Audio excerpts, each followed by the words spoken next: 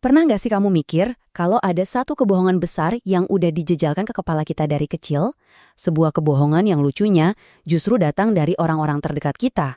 Kita kan selalu disuruh cari aman ya, sekolah yang bener, cari kerja yang stabil, jangan aneh-aneh, pokoknya mengalir aja kayak orang kebanyakan. Tapi dengerin saya baik-baik, nasihat yang kedengarannya super masuk akal ini justru adalah hal yang paling mengunci potensi terbaikmu. Serius deh, gak ada satupun orang hebat di dunia ini yang sukses cuma dengan ngikutin standar normal. Jadi siap-siap ya, di sesi bedah materi kali ini kita bakal kupas tuntas realitas pahit tentang cara kerja dunia yang sebenarnya. Nah, coba kita renungin pertanyaan ini. Gimana kalau keputusan kamu buat main aman itu justru adalah keputusan paling berbahaya yang lagi kamu ambil sekarang? Banyak dari kita yang mikir, kalau nggak ngambil resiko berarti gua aman. Padahal faktanya nggak gitu sama sekali. Resiko itu bukan cuma soal ngambil keputusan baru loh. Menolak untuk memilih alias diam aja, itu justru resiko yang jauh lebih gede. Bayangin deh kamu terjebak di tempat kerja yang super toksik, gajinya juga pas-pasan. Tapi kamu takut banget mau keluar karena ngerasa cari kerja baru itu terlalu beresiko. Kamu mikir dengan bertahan hidup kamu bakal lebih aman. Padahal kalau kita bandingin, risikonya jomplang banget. Memang benar, melangkah ke sesuatu yang baru dan gak pasti itu nakutin, karena ada risiko dari ngambil tindakan. Tapi coba lihat ancaman yang lebih ngeri dari cuma diam di tempat. Kalau kamu gak berani keluar dari kerjaan yang toksik tadi, risikonya adalah kamu bakal jalanin hidup yang gini-gini aja sampai tua. Kamu bakal terus menderita di tempat yang sama dengan gaji yang sama persis. Atau soal asmara deh. Kalau kamu gak pernah berani nyatain perasaan ke orang yang kamu suka, risikonya ya kamu bisa sendirian selamanya. Jadi, diam di tempat itu bukan sebuah keamanan. Itu adalah jaminan 100% kalau masa depan kamu nggak akan pernah lebih baik dari hari ini. Tapi saya tahu, pas kamu baru mau mulai bergerak keluar, pasti langsung kerasa tuh tekanan dari luar. Teman-teman bahkan bilang, alah nggak usah muluk-muluk deh, keluarga mungkin nasehatin. Gaji kecil nggak apa-apa kok, yang penting stabil aja. Dan teman kantormu mulai berbisik, udahlah segini aja udah bagus kok. Tolong pahami ini, mereka itu sama sekali nggak jahat. Mereka cuma peduli sama kamu dan berusaha buat realistis. Tapi ini yang harus banget kamu catat. Mereka itu realistis pakai standar hidup mereka, bukan pakai standar masa depan yang kamu impikan. Masuk akal kan? Kalau target kamu adalah jadi juara satu, ngapain kamu dengerin saran dari orang yang ngerasa nyaman duduk di peringkat belakang? Ngomongin soal standar lingkungan, ada konsep luar biasa dari Richard Dawkins yang bahkan sempat dibahas sama Jeff Bezos buat para pemegang saham Amazon. Intinya gini, kalau sebuah makhluk hidup berhenti berjuang buat mempertahankan kondisi internalnya, dia bakal langsung menyatu sama lingkungan sekitarnya. Ini maknanya dalam banget. Secara alami, dunia ini emang didesain buat narik kita ke arah rata-rata, ke arah keseimbangan yang biasa-biasa aja. Jadi, kalau kamu nggak aktif berjuang buat melawan tarikan arus itu, kamu bakal otomatis terseret. Ujung-ujungnya, kamu bakal jadi sama persis kayak kebanyakan orang di sekelilingmu. Nah, tarikan dari orang sekitar ini sebenarnya bisa dijelasin lewat satu fenomena psikologis namanya tall poppy syndrome. Pernah nggak sih kamu heran, pas kamu baru mulai ngebangun sesuatu, kok malah teman-teman terdekat yang kelihatan nggak support, justru orang asing yang malah ngedukung kamu? Jadi gini, waktu kamu mulai melesat maju melewati batas rata-rata circle kamu, orang-orang terdekatmu secara natural bakal merasa nggak nyaman. Kesuksesanmu seolah jadi cermin yang ngingetin mereka kalau dulu kita ada di level yang sama, kok sekarang kamu udah jauh di depan sedangkan mereka masih jalan di tempat. Intinya, mereka pengen kamu sukses, tapi kalau bisa jangan lebih sukses dari mereka. Nggak usah baper atau buang energi buat marah. Terima aja kalau realitas sifat manusia emang kayak gini. Terus gimana caranya biar kita lepas dari jeratan standar rata-rata itu? Kuncinya, kamu harus pasang standar yang beda. Ini persis kayak penelitian Carol Dweck dari Stanford soal mindset. Coba bayangin kamu lagi di gym. Kalau di kepalamu udah tertanam fixed mindset, di mana kamu yakin banget cuma bisa angkat beban maksimal 10 kilo, dan kamu menoleransi hal itu, ya ototmu nggak akan pernah berkembang lebih dari itu. Tapi, kalau kamu punya growth mindset, kamu yakin kalau angkat 20 kilo itu sangat mungkin, asalkan kamu konsisten latihan, pelan-pelan tubuhmu pasti bakal beradaptasi. Standar apapun yang kamu toleransi dalam hidupmu, entah itu nilai yang pas-pasan, kebiasaan buruk, atau gaji yang kecil, ya cuma sebatas itu yang bakal kamu dapat. Jangan pernah kasih izin ke dirimu sendiri buat menetap di standar yang rendah. Kalau kita udah tahu standarnya harus dinaikkan, terus apa sih yang sebenarnya bikin kita susah banget buat mulai? Jawabannya adalah cringe anxiety.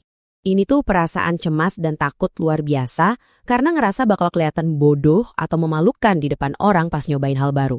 Waktu pertama kali kamu jualan, pasti ada momen ditolak mentah-mentah. Waktu pertama kali presentasi penting, pasti suaramu gemeteran. Atau waktu pertama kali bikin konten, pasti kerasa cringe abis. Tapi, asal kamu tahu, ketakutan akan penilaian orang inilah yang jadi pembunuh mimpi nomor 1. Ini alasan utama kenapa banyak banget orang nyerah sebelum mereka benar-benar mencoba. Buat ngalahin cringe anxiety ini, coba deh kita flashback ke masa kecil. Ingat-ingat lagi waktu kamu pertama kali belajar jalan. Berapa kali kamu jatuh terjerembab? Berkali-kali kan? Jatuh di depan banyak orang lagi. Tapi apa kamu berhenti? Tentu aja enggak.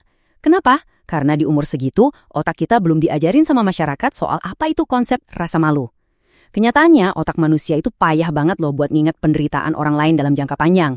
Momen super memalukan yang bikin kamu overthinking malam ini, 10 tahun lagi paling cuma jadi satu kalimat lelucon yang kamu tertawakan bareng teman-temanmu. Jadi tolong banget, jangan biarin ilusi rasa malu mencuri masa depanmu.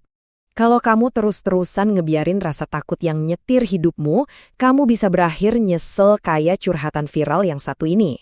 Coba kita resapi pelan-pelan. 9 tahun kerasa kebuang sia-sia.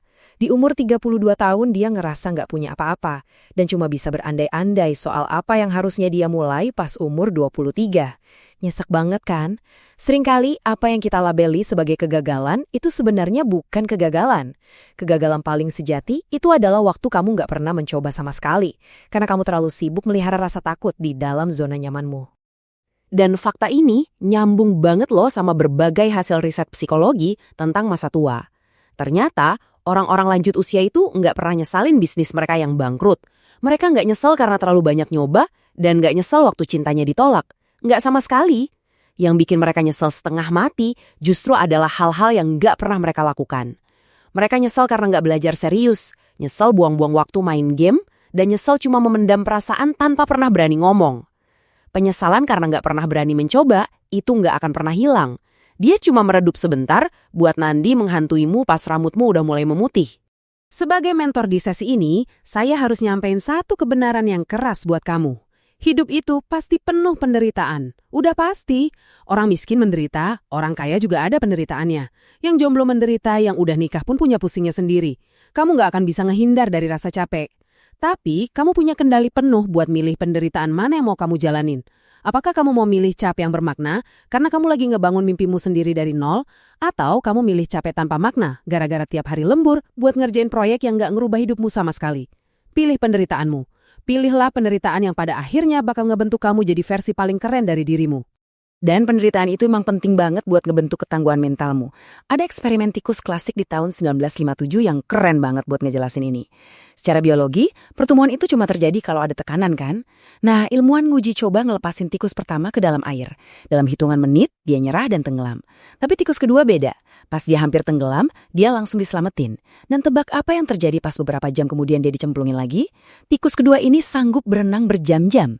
Kenapa? Karena dia punya harapan. Dia udah punya pengalaman kalau dia bisa selamat dari tekanan. Setiap kali kamu nekat ngelewatin tekanan besar di luar zona nyaman, otakmu bakal ngerekam itu sebagai ketangguhan.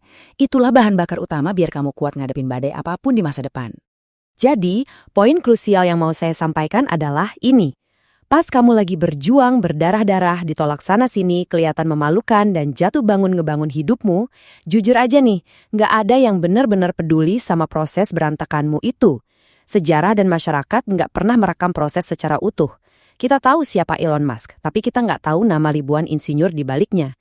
Kita merayakan timnas Argentina juara dunia, tapi siapa yang ingat nama ahli gizi mereka? Masyarakat cuma mengingat siapa yang berdiri paling depan dan apa hasil akhirnya.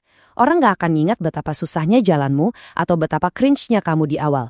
Mereka cuma bakal melihat keberhasilanmu waktu kamu udah nyampe di garis finish.